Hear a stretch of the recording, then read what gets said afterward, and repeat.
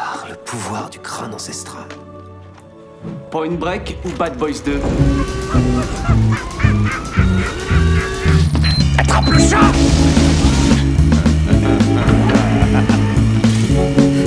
Et cette fois, John Wayne ne s'éloignera pas dans le soleil couchant avec Grace Kelly. C'est Gary Cooper, connard.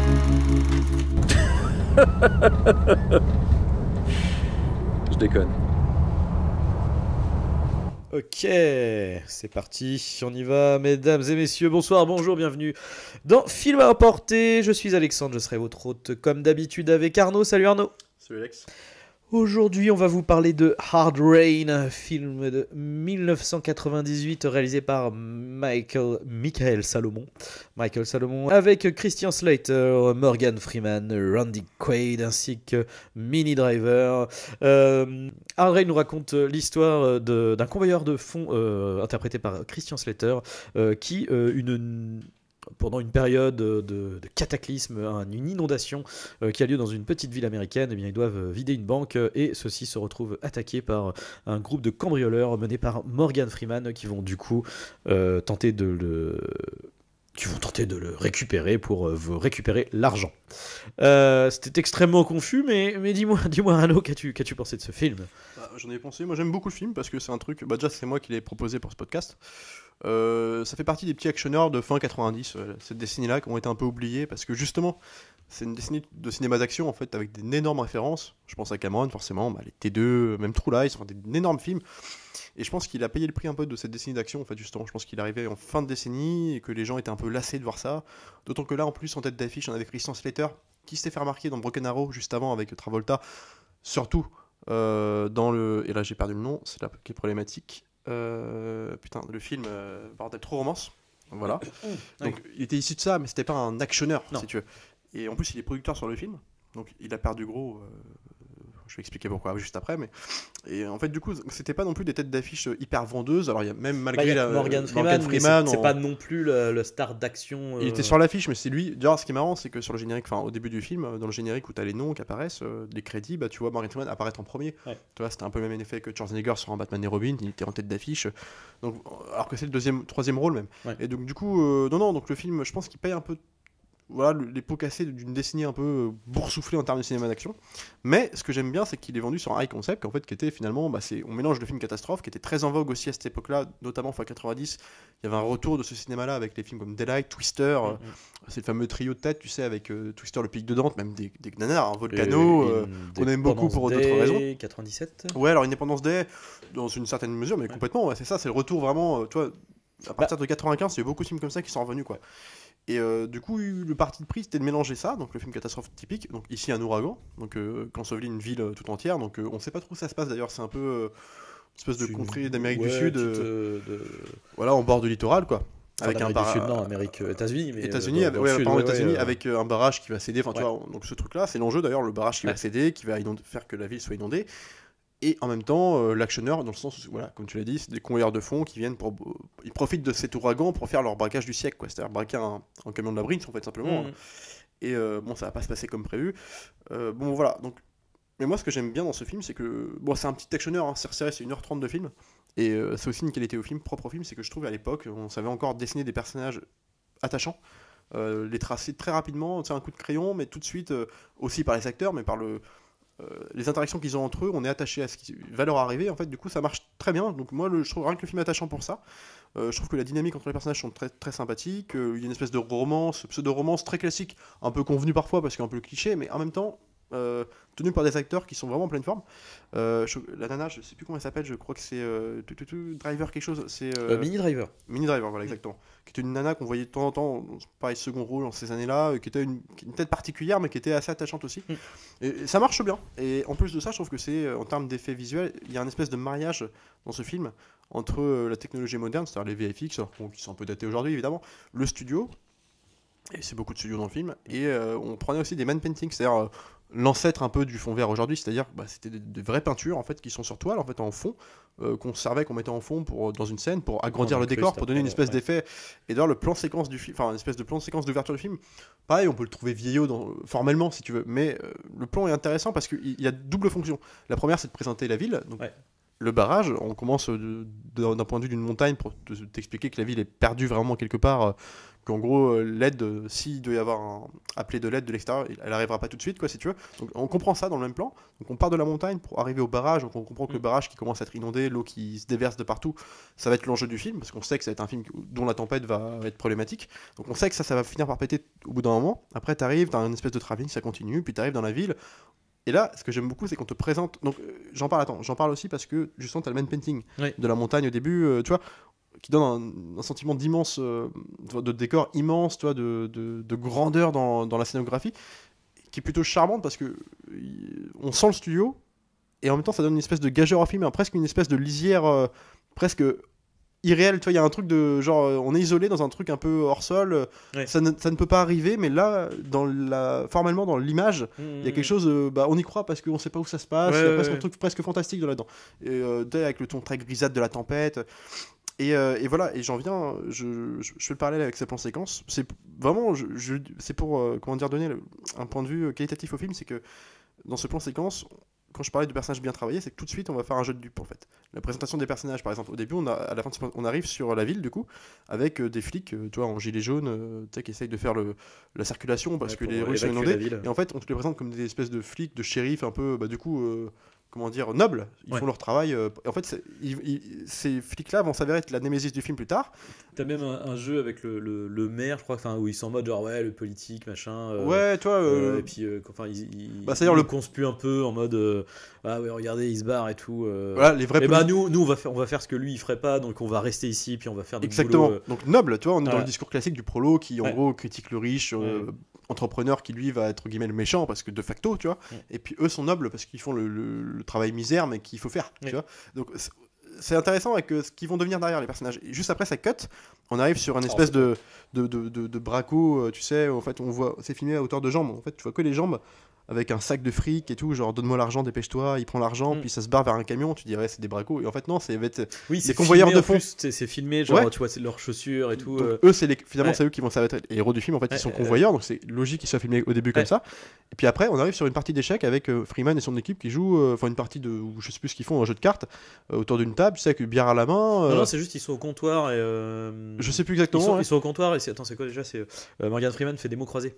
Voilà, parce que l'autre parle, un de ses potes est en train de raconter justement genre là ils sont en train de vider la banque machin et tout et elle est trop bien le petit échange est trop cool. C'est comme un citoyen lambda en fait. Du coup chacun est montré dans le rôle de l'autre. Et du coup je trouve que c'est une super façon de présenter. Et tu vois, et c'est pareil, c'est tracé. Je parlais du plan séquence en 3 minutes mon travail. Carrément en 2 minutes tout est placé, tous les personnages, tous les et oui. Et ce qui est cool, c'est que tout est placé dans une certaine dynamique pour, au milieu de film, ou aller aux 2/3 ou 1/3, les casser et redistribuer les cartes. Du coup, c'est ça qui est très intéressant. Et je trouve que du coup, un film comme ça, d'1h30, c'est hyper propre. Enfin, je trouve que les codes sont hyper bien armés. Le film, en plus, est frénétique. Le rythme est assez freiné. C'est surenchère d'action, en n'oubliant jamais les persos. Même s'ils sont dessinés parfois un peu grossièrement, disons que un peu manichéens, les méchants sont très méchants, les gentils sont très gentils, mais en même temps t'as le rôle de Freeman qui va faire l'intermédiaire, qui va être, comme il est nuancé, va casser un peu ça. Donc t'es jamais, même les défauts du film, je trouve, sont pas si des gros défauts que ça, quoi. Ouais. En fait, ce film, c'est l'anti-Lake Placid, en fait. C'est-à-dire qu'on est sur un... comment dire, tous les archétypes du film d'action des années 90 sont cochés. Donc voilà, le héros... le héros bon, tu vois, c'est vraiment Christian Slater, il va être impeccable jusqu'au bout, ça va être le chevalier blanc jusqu'au bout, il va y avoir la petite amourette, mais en même temps c'est une nana, comment dire, c'est un peu femme forte quand même, tu vois, enfin, c'est elle qui va lui sauver la mise à plusieurs instants, etc. Le méchant, enfin bon, tout est casé. Il y a les petites punchlines à la fois du méchant, à la fois du gentil, enfin tout est là. Mais effectivement, c'est à la différence de Lake Placid, c'est équilibré, c'est bien fait, et Ouais, enfin comment dire, les effets spéciaux sont... Bah, après c'est les effets spéciaux de l'époque, hein, donc faut remettre dans le contexte. Non, mais À l'époque, tout n'a pas aujourd'hui ça se passé voit. l'épreuve du temps. Hein. Aujourd'hui ça se voit, mais à l'époque, enfin c'était, moi personnellement je me rappelle d'avoir vu ce truc-là. Enfin je me rappelle, je savais que je l'avais vu et à aucun moment je me suis dit genre c'est pas très bien fait, tu vois. Faut rappeler, hein, c'est quand même un gros budget hein, pour l'époque, c'est quand même 70 millions, ouais, ça voisine les 70 millions, et le film en a rapporté 20 millions, et recettes vraiment à travers le monde, donc c'est grave, ça n'a pas du tout été remboursé quoi. Et mais ouais, donc comme tu dis, pour revenir sur ce plan, en vrai il est hyper intéressant parce que en fait ça mélange plein de trucs, c'est à la fois du plan d'hélico, à la fois du plan dur, à la fois du plan maquette, à la fois donc de l'incruste, à la fois du studio, enfin et tout dans une continuité. Alors forcément il y a des coupes qui se sentent dans le truc, mais en tout cas dans la manière de faire, ça donne une ça place la scénographie en fait de tout. En fait t'as vraiment ce truc de. Et tu comprends les enjeux aussi. C'est le terrain de voilà c'est ça, c'est les enjeux et le terrain de jeu. C'est ça. Et un truc que j'ai bien aimé d'ailleurs qui m'a fait marrer parce qu'au début quand je l'ai vu passer j'ai fait le placement de produit dégueulasse McDo.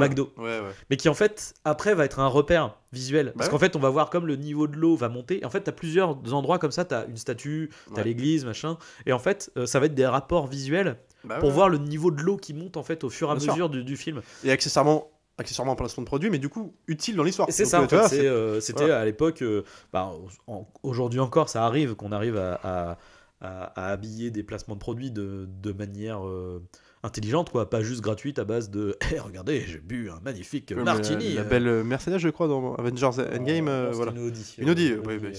L'Audi e-tron. Voilà. Mais ouais, bah du coup, ouais, c'est ça. Puis en plus, justement, toi, avant que j'oublie, tu parlais de personnages justement nobles, héros nobles, comme on en voit.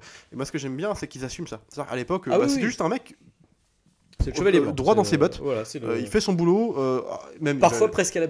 Il va l'outrepasser parce qu'il va devenir de simple coureur de fond, il va devenir héros d'une ville. Ouais. Mais il n'empêche que le mec est assez attendrissant, assez défaillant aussi, parce que c'est un mec qui est pas courageux tout le temps. Enfin, disons qu'il agit parce que le devoir le demande de faire ça.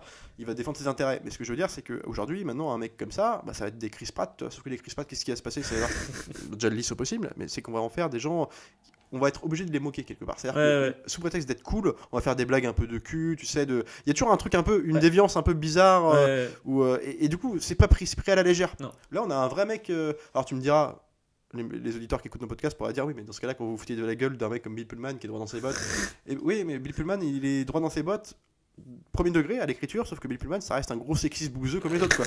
C'est aussi ça, donc en fait il y avait aussi une finesse d'écriture. Ce que j'allais dire là, c'est pas genre vous êtes une nana quoi, donc voilà, que là pour le coup, alors il y a aussi ça hein, quelque part dans le film on peut en parler parce que moi ce qui me fait marrer aussi, il y a les défauts de qualité, c'est-à-dire que quand on veut dépeindre des méchants, on reste dans les années 90 moi ce qui me fait marrer c'est que la bande de flics en fait ça devient tous des crapuleux quoi finalement parce qu'en fait ce qui se passe c'est que les shérifs de la ville vont être au courant que par directement Slater, le personnage de Slater, que en fait lui-même a été attaqué par des convoyeurs de fonds, alors que son camion d'abri avec son collègue ils étaient embourbés dans l'eau quoi. Les mecs ont commencé à tirer sur eux, son collègue est mort et du coup il va prévenir le shérif pour dire voilà j'ai caché l'argent à tel endroit du cimetière. Il faut le récupérer avant qu'ils mettent la main dessus. Puis, sauf que les shérifs, la tempête aidant, la ville commence à être désertée. Il dit je vais prendre l'argent pour se barrer. Il entraîne son équipe avec lui, donc que des flics. Hein. Et moi, ce qui me fait toujours marrer, c'est qu'à la fin, non seulement c'est tous des crapus, mais en plus c'est des violeurs. T'as des flics qui veulent violer la nana. Enfin, je veux dire, tu te dis bon. Alors, c'est même le vrai problème que j'ai avec le film, hein, c'est que autant j'aime bien le twist, autant il est gratos, quoi, en fait. Parce que justement, on te présente les personnages d'une certaine manière, et à aucun moment on te les fait basculer au milieu de film. C'est-à-dire que quand il rencontre Christian Slater, c'est un effet twist en fait. Mais il y a un effet on veut te surprendre quoi. Ouais, c'est ça. Et le truc c'est que la manière dont c'est écrit et c'est construit et le jeu d'acteur te pousse, enfin en fait te montre que non c'est des mecs ils sont tu sais quand l'autre il commence à, parce qu'au début ils ont un doute quand même, ils sont en mode genre ouais mais est-ce que c'est vraiment un convoyeur de fonds machin, est-ce qu'il est pas en train de mytho, est-ce que et puis du coup ils font bon écoute tu vas rester là, d'ailleurs même ils sont un peu suspicieux donc ils l'enferment tu vois en mode genre écoute tu vas rester là, nous on va vérifier et puis écoute on va s'occuper de tout ça, puis dans le pire des cas écoute tu vas te reposer tranquille quoi. Et en plus t'as ce truc de du coup Christian Slater pour le coup, ce qui est très bien, ils arrivent bien à justifier le fait de, parce qu'effectivement, tu dis dans un pourquoi le mec ne laisse pas en fait les gars prenez le pognon, je m'en fous en fait, tu vois, genre j'ai été pris dans une tempête, c'est pas ma faute, tu vois, genre mais ils trouvent ce truc intéressant de ouais mais non en fait le truc c'est que j'ai vu comme ça s'est mal passé, ils ont buté mon collègue, j'ai vu leur visage, du coup ils vont pas, je suis témoin, ils vont me buter en fait. Et du coup quand il commence à présenter ça, le flic en fait est en mode bah ouais, non mais bien sûr t'as fait ça, t'as eu raison, oui. Enfin en gros il appuie son truc en disant effectivement tu seras pas en sécurité, donc et justement du coup là t'es en sécurité, t'es dans la prison, t'es dans le commissariat, personne va venir te chercher ici, donc pas de problème. Mais du coup tu vois, ils auraient pu jouer un truc où l'autre parle de, tu vois, commence à dire ouais bah j'ai mis l'argent à tel endroit, et puis tu sais je sais pas un regard où il regarderait un collègue, un truc, tu vois, quelque chose qui te mette sur la piste, un truc en plus, ou alors je sais pas un dialogue en amont où je sais pas tu pressens une problématique d'argent, tu vois, je sais pas que le mec ait besoin d'argent de X ou Y, tu vois, et là du coup ça fait juste c'est gratos quoi, et en plus c'est le prolo qui devient le riche qui critique au début quoi, mais c'est ça, et en plus pour aucune raison, parce que le mec en plus il a l'air d'être plutôt gentil et serviable, tu vois, t'as justement la nana qui fait comment on appelle ça, de la restauration dans l'église, où du coup tu sens que les mecs se connaissent, tu vois, t'as même un petit flirt avec un des flics, tu vois, où tu sens que le mec est un peu timide, et puis elle le sent bien, et bon il se passera probablement jamais rien, mais bon elle trouve touchant, tu vois, et du coup t'as toute une dynamique où tu sens qu'ils se connaissent tous et qu'ils sont tous sympas entre eux, tu vois, et du coup t'as une espèce de morale vraiment puante de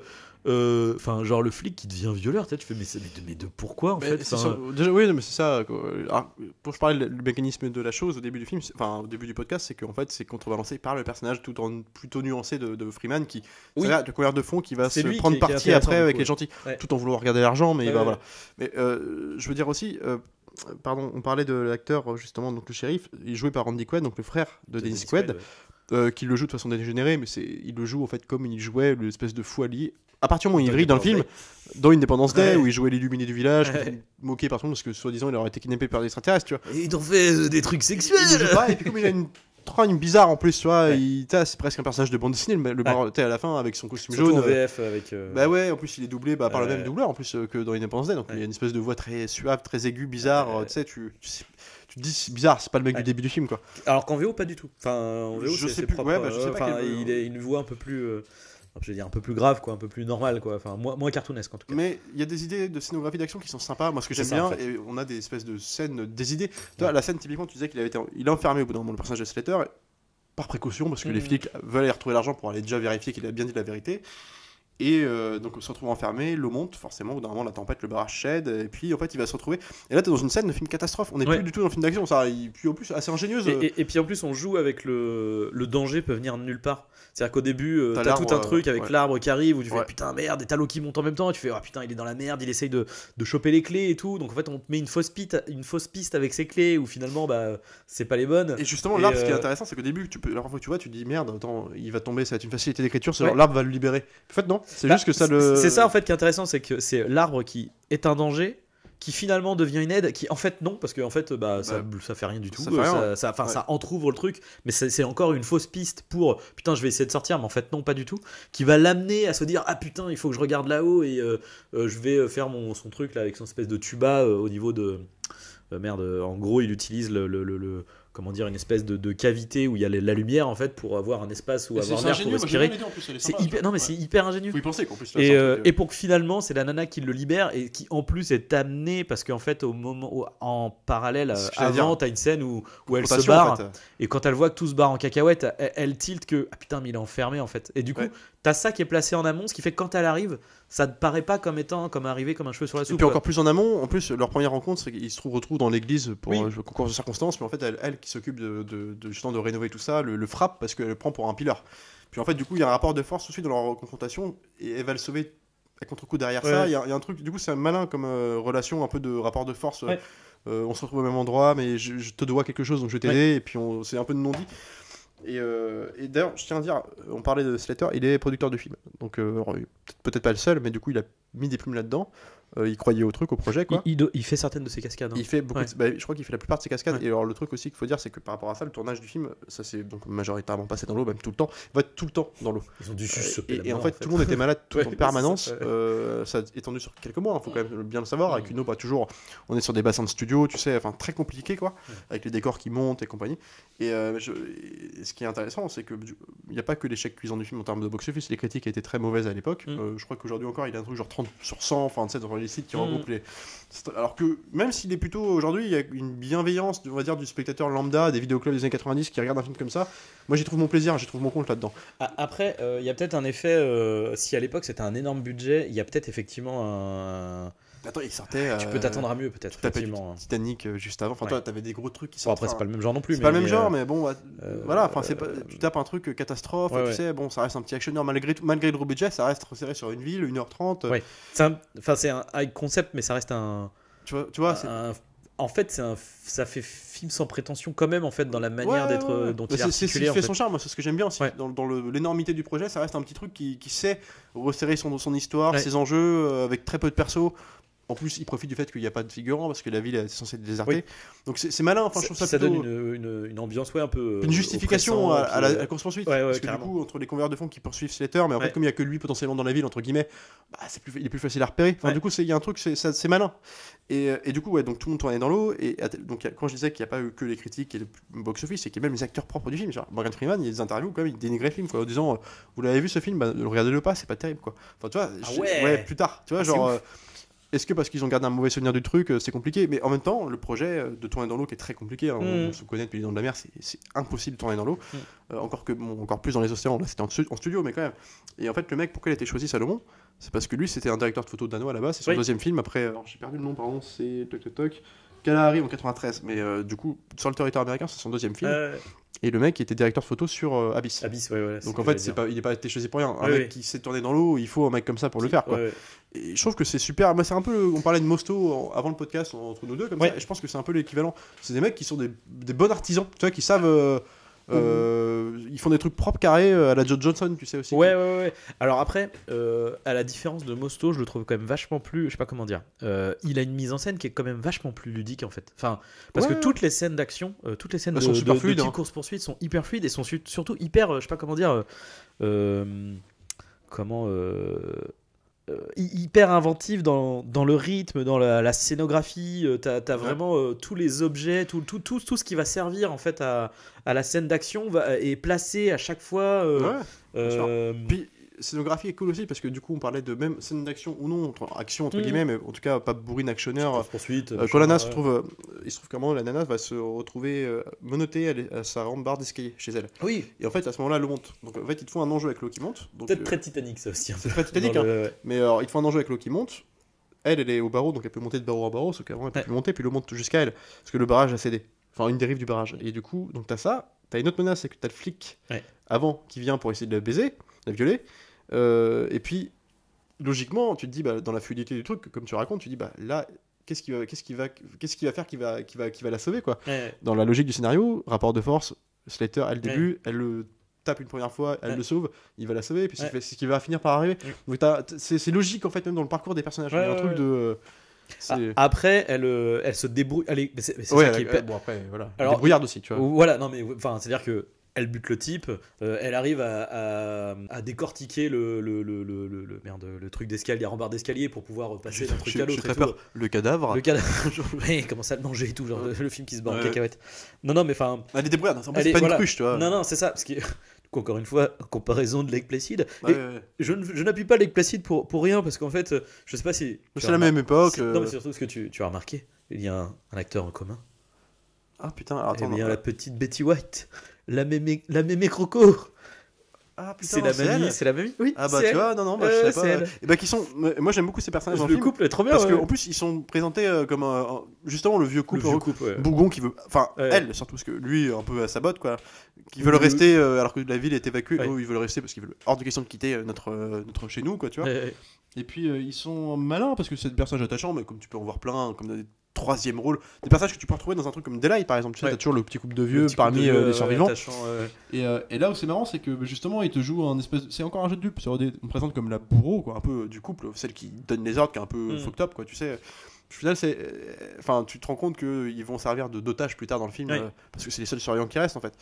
Et donc ils vont permettre de faire avancer l'histoire à leur guise indirectement. Et puis en plus on va la découvrir en fait plus amoureuse que jamais parce que elle va penser perdre son mari au bout d'un moment avec le grabuge, enfin tu vois.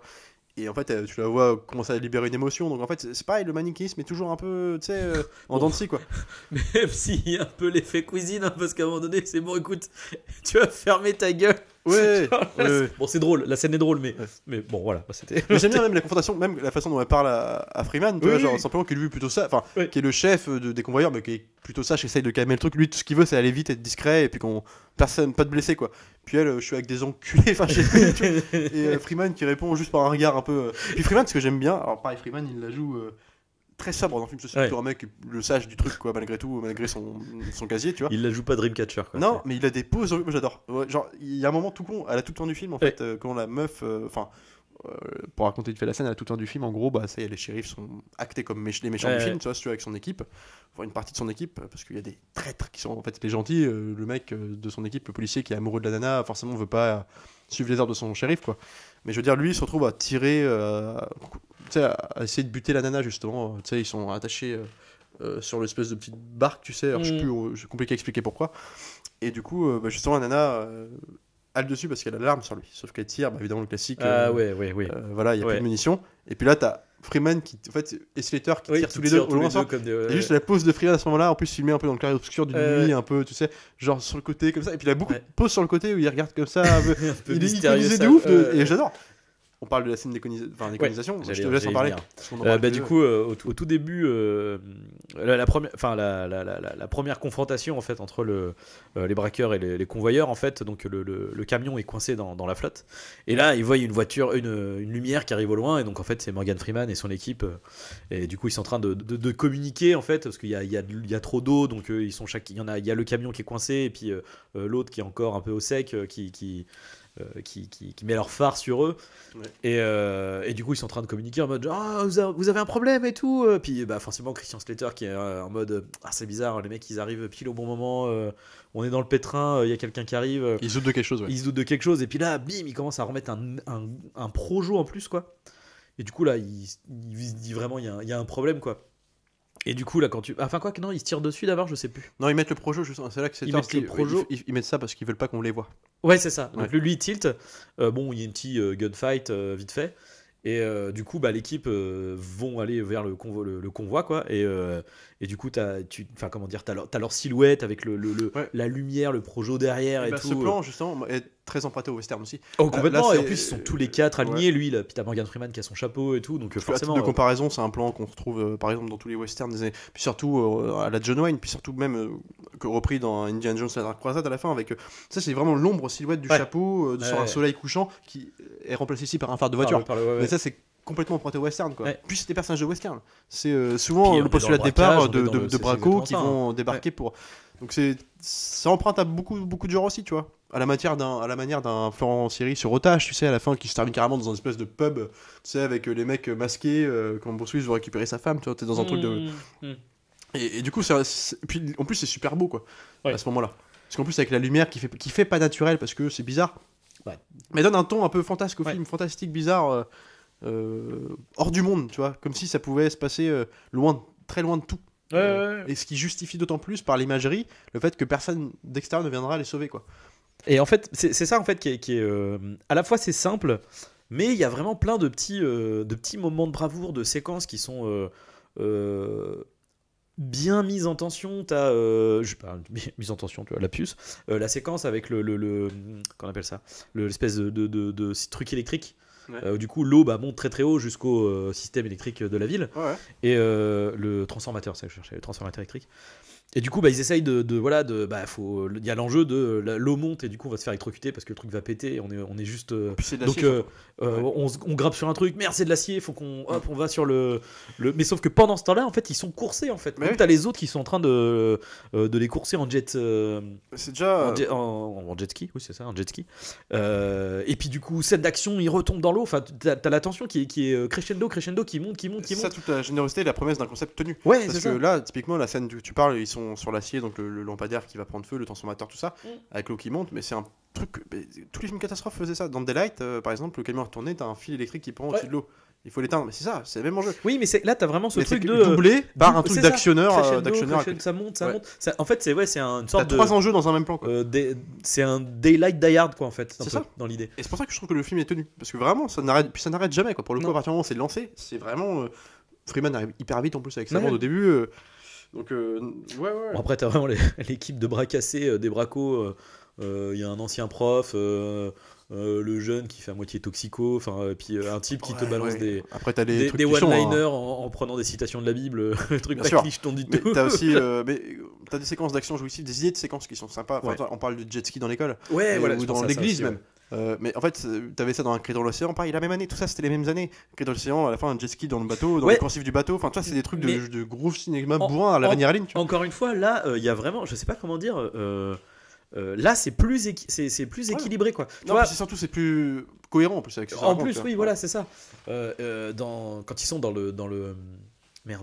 l'école, ils jouent super bien. Encore une fois, avec la scénographie, quoi, avec l'eau qui est montée à une certaine hauteur, ce qui fait que lui peut se foutre sous l'eau, attendre un maximum sous la flotte, donc doit retenir sa respiration pendant que les autres passent.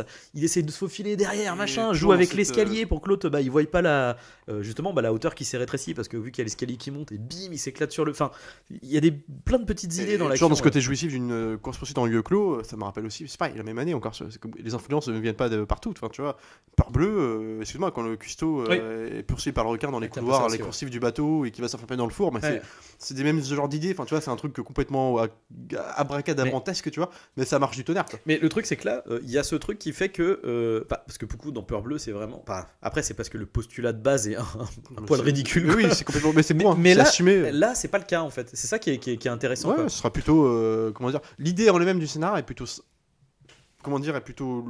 cohérente, genre des coureurs de fond qui profitent d'un événement dramatique dans une ville où ils savent qu'elle va être évacuée pour c'est notre moment pour faire un braquage. Enfin, en gros, ça. Et du coup, c'est plutôt cohérent. Et ça joue, en plus, ça justifie le fait qu'on ait affaire, à part Morgan Freeman, à des mecs qui sont pas très doués. Parce que justement, ils sont en mode, mais vu qu'en fait, il y aura. Ils sont pas trop préparés, quoi. Mais oui, puis il y a ce truc de. Enfin, ils sont un peu préparés, mais en fait, on n'a pas besoin d'être des professionnels parce que la situation fait que ça va être plus facile pour nous d'y arriver. Manque de bol, il y a Christian Slater. C'est ça. Et mais c'est pas, tu vois, physiquement il paye pas de mine. Je leur dis un peu au début de podcast, c'est pas un acteur que tu imagines forcément. C'est pas, parce que même on cite souvent en titre d'exemple Bruce Willis qui n'était pas le actionneur comme étaient les Stallone, et ce qui a créé la surprise à l'époque. Mais Bruce Willis a déjà plus une dimension charisme, héroïque. Tu vois, que Slater, il fait plus un peu, il a un petit minois. Enfin, tu vois, tu le vois. C'était dans putain. Broken Arrow, mais tu vois, mais Broken Arrow, t'as Travolta en face. Travolta, il fait plus. Mais c'est ça, mais tu sais, dans Robin des Bois où c'est le second rôle, c'est le genou, tu vois, littéralement. Ça, non, mais le petit frère. Ça pourrait être le Robin de Batman, tu vois. Mais c'est ça, c'est exactement ça. Et donc, c'est vrai que tu te dis, bon, mais il marche bien. Parce que il le joue proprement, il est pas, encore une fois, il est pas dans des extravagances héroïques, il est pas, il survit. Tu vois ce que je veux dire? Alors après, il va faire des moments de bravoure, mais c'est jamais trop élaboré. Tu vois, ça reste plutôt plus ou moins concret, quoi, palpable. Après, la problématique, je pense, c'est qu'effectivement, le fait que ça soit un film à très gros budget, je peux comprendre finalement que ça va être déçu un peu entre guillemets à l'époque, parce que c'est vraiment. C'est la dimension d'une série B en fait. C'est ça en fait, c'est pourquoi mettre autant de pognon dans un truc aussi simple. En fait, Morgan Freeman a dû prendre la moitié du budget en fait, tu vois, genre j'exagère, mais à l'époque c'était quand même c'était une grosse star. Donc, en fait, moi ce que j'aime bien, c'est qu'on cite souvent des réalisateurs alors, dans un autre genre entre guillemets, mais c'est à peu près le même. Tu vois, genre, je parle des mecs comme Aja, même si je pense qu'Aja est plus talentueux, c'est pas la question, mais il y a un truc de. En fait, c'est une déclaration d'amour aux séries B. Oui. Genre, on va donner un budget, alors même si eux sont moins extravagants. Aja, c'est ça le truc, c'est que Aja, ça reste il a des budgets de série B. On va dire jusqu'à 30 millions, mais en tout cas, c'est pas énorme pour ses ambitions à lui, en tout cas. Ce que je veux dire, c'est que. Ouais, mais il n'empêche que. Il avait les moyens de faire plus. Après, par exemple. Le succès énormissime de La Colline des Yeux, son remake de 2006, on lui a fait d'autres propositions. Lui, il s'est aussi cantonné, alors pas toujours de lui-même, parce qu'il voulait faire Cobra l'adaptation, mais à côté de ça, rester tu sais, genre un truc comme Crawl. Évidemment, c'est pas un énorme budget, mais c'est sa volonté de faire un espèce de truc série B. Tu vois, avec un concept. Il y a beaucoup de choses dans Crawl qui est reprise, je complètement. Les gilets jaunes dans la pluie, enfin, tu vois, un peu flashy et compagnie. Et puis même les séquences dans l'escalier et tout. Bien sûr. À la place des crocodiles, c'est l'eau qui monte. Il y a un truc comme ça. Mais c'est cette proportion à resserrer l'histoire. On évacue le maximum de personnages possible. On reste concentré sur notre notre bande, et puis on va faire, ça nous permet de les faire exister, de créer une dynamique d'action autour d'eux, de suspense et compagnie. Et puis je trouve que c'est j'aime bien ce côté, à l'époque on pouvait encore faire ça, tu vois, qu'aujourd'hui maintenant ça va être une espèce de propension, on donne 70 millions, alors aujourd'hui ça peut être 100 millions, aujourd'hui je sais pas comment ça correspondrait, mais ça va être la proportion à... ceci dit, ça existe plus trop, hein. Un film à 70 millions, c'est un gros film français en fait, tu vois, genre, ouais, non mais voilà, avec Hard Rain tu te tapes, alors c'est pas la même époque aussi, mais avec Hard Rain tu vas te taper en gros, qu'est-ce qu'on a fait au bon Dieu, ou j'imagine... peut-être pas autant à ça aux Jeux Olympiques quoi, et lequel a plus de gueule quoi, oui, du coup, mais... alors que lequel a plus d'ambition quelque part, excuse-moi, c'est Astérix quoi, c'est quand même désolant quoi. C'est triste, ouais. Donc voilà, mais non, mais c'est pour ça que j'en parlais, parce que plus beaucoup de gens s'en rappellent de ce film en plus. Alors moi j'ai vu quelques podcasts traînés, des vidéos critiques et tout. Et pourtant c'est le film du dimanche soir par excellence. Du vidéoclub. Ouais, c'est ça, du vidéoclub dimanche soir. C'est vraiment là, on est purement là-dedans. Mais oui, alors un mot aussi sur la BO. Ah oui. Composé par Christopher Young. Alors, je ne sais pas s'il y a un... Non, j'allais dire une connerie parce que j'allais dire une filiation. Non. Et alors on en parlait, moi, depuis qu'on parle de ce film, moi j'ai toujours pensé que... Alors c'est-à-dire que... Attends, je vais fredonner l'air, tout le monde va se dire, putain, voilà. Voilà, vous dites 24, tout de suite, tu vois. Et non, c'est mais non, c'est Hard Rain. 24 sorti après. Moi, c'est pas possible que les mecs qui ont fait 24 n'ont pas trompé là-dessus. Après, voilà, c'est dans 24, après le quand même 5-6 notes qui sont les mêmes. Ça redescend, mais le début, c'est les mêmes notes. Ah ouais, le film commence, tu fais, c'est incroyable, c'est pas possible, quoi. Mais enfin, c'est... Bon, après, non, mais à mon avis, je pense que c'est les mecs de 24 qui se sont... Qui ont pris ce truc-là après, parce que oui, 24 c'est pareil, enfin je veux dire 24 c'est du Die Hard, c'est cet esprit-là, donc en fait je pense que je peux pas croire que les mecs aient pas vu Hard Rain à un moment donné, tu vois. Non, c'est impossible. Mais pourtant non effectivement en termes pour la musique, il y a pas de lien quel qu'il soit, enfin en tout cas j'ai rien trouvé dessus. Mais ouais, du coup c'est non mais c'est voilà, c'est con parce que le film ait pas marché, parce que je pense que le réal aurait pu vraiment faire quelque chose de pas trop mal. Après il a officié sur des séries et beaucoup de pilotes. Il a surtout été réalisateur de séries. Il a été dire photo sur des gros trucs, sur Abyss, sur Always de Spielberg, sur Backdraft. Ouais, bien sûr. C'est Ron Howard. Ouais, je crois, ouais. Enfin, en vrai, c'était pour un deuxième film. Ça a sacrément tenu quoi. Mais moi je pense que dans ce film la première partie, le début est meilleur que la fin, mais c'est quand même super bien tenu quoi. C'est freiné, tu t'ennuies pas une seconde quoi. C'est vraiment puis moi j'aime bien ce truc de ce... Puis il y a des petites pointes d'humour. Ça aussi ça fait partie du petit listing, tu vois, des petites pointes d'humour qui par sont contre, pas je sais pas comment le film termine. Par exemple, tu vois, typiquement on parle de l'humour, je trouve qu'il dans sa vocation à n'être quelque part qu'une série B, mais hyper bien faite et compagnie, je trouve qu'il en perd aussi des fois la démesure, l'ambition de la démesure. Genre, le final, comment le film se termine, je trouve que ça se termine trop séquement, avec une blague en fait de Slater qui dit à la nana qui travaille dans l'église. Elle lui dit en gros entre guillemets pour aller vite, la fille lui dit ils viennent donc ça ils sont presque ensemble, tu vois, genre ils viennent de se sauver tous les deux, c'est fini, il n'y a plus de menace. Elle dit faut que je retourne dans l'église voir ce qui se passe et tout. Puis lui quand vient il dit l'église alors attends non parce que l'église en fait la dernière fois que j'y étais il y avait un incendie. C'est vrai? Oh non mais vous inquiétez pas, c'est pas si grave parce qu'après ils sont rentrés en jet ski par les vitraux donc puis c'est juste chez toi donc normalement l'eau a fini par éteindre le feu. C'est ça, freeze sur image et puis générique et tu dis bon ça finit un peu à la en autre boudin, genre, tu vois, t'aurais pu finir plus dignement, quoi. C'est pas non plus. I already missed the crocodile. Ouais, non, c'est sûr. Mais bon, il y a un truc de. Bon, tu te dis, c'est con, parce que t'aurais fini un peu plus propre. Oui. Mais bon, en fait, ça nous rappelle que c'était vraiment une série B. Oui. Mais bon, voilà, c'est bien fait. Voilà. Moi, j'aime bien tout ce qui se passe dans l'eau, donc de toute façon, je suis pas objectif. Mais à mon avis, je me demande quand même si par rapport à ce budget, c'est pas une histoire d'extension de budget en fait. Non, mais si c'était pas prévu au départ. Le film a duré plus longtemps le tournage. Et c'est une prod vraiment internationale, c'est-à-dire que c'est États-Unis, Grande-Bretagne, Danemark, France, Japon, Nouvelle-Zélande. Donc les mecs, ils ont dû ratisser très très large pour boucler le film quoi. D'ailleurs, on parlait de matte painting, de décor en normes et compagnie. C'est parmi les toiles de fond de matte painting les plus grandes du monde, enfin la plus grande du monde utilisée pour le film. J'imagine que c'est celle d'ouverture. Hein, en vrai, parce que la scène d'ouverture, franchement, parce que tu passes d'un plan hélico, plan maquette, à un plan resserré sur un carrefour entier avec des bagnoles et tout. Des fois, tu sens la maquette dans le sens où tu sens les petites voitures, tu sens des petites voitures, tu vois. Mais bon. Ouais, ça marche bien après. Et en même temps, dans la transition, ça fonctionne parce qu'après, tu suis la voiture rouler. Comme c'est un effet brumeux, tu vois pas trop la transition, ça passe bien, tu vois. Il y a un truc de jeu de lumière. Non, franchement, ce plan-là, il est alors.